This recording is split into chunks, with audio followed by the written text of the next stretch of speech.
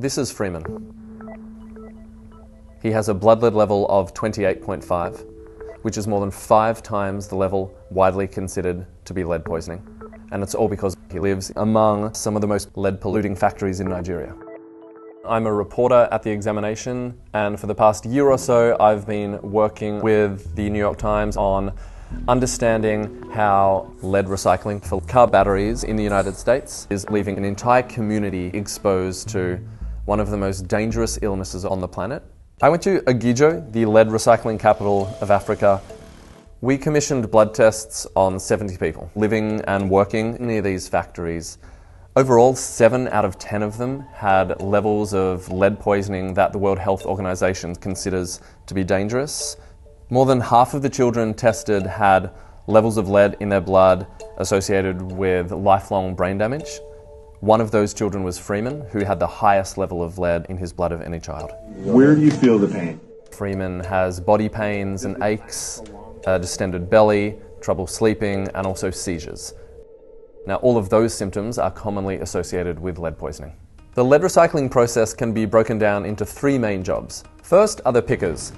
They pick up used car batteries one by one and drop them off, sometimes by the hundreds each day, at the breakers. Breakers are men with machetes that open the battery cases. They drain it of sulfuric acid and then send the batteries to the recyclers or smelters. The smelters break down the batteries further, and then they put the lead into blazing hot furnaces, where it's melted down and ultimately sent to battery makers to use to make new batteries. The lead rises from these smelters. It's clear that the community of Agijo is being poisoned by lead, largely inhaled from emissions from lead recycling factories. Everyone we spoke to in Agijo who works inside these factories had health complaints of some kind. They spoke to us about how they would cough up black dust, or how they'd spit out what they called black salt. We spoke to people who knew that what they were doing was risky, but who needed the money. I make my living there.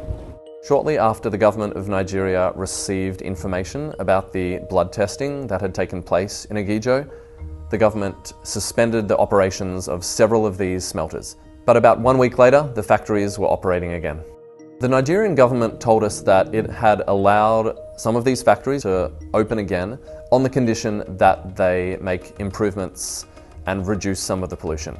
But according to a document seen by The Times, those commitments were much vaguer. We saw a commitment by these factories to improve certain technologies within 2 to 3 years.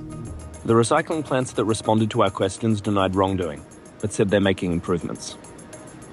For the people of Agijo, this is a public health crisis that has been going on for many, many years, and as our reporting shows, is not likely to stop anytime soon.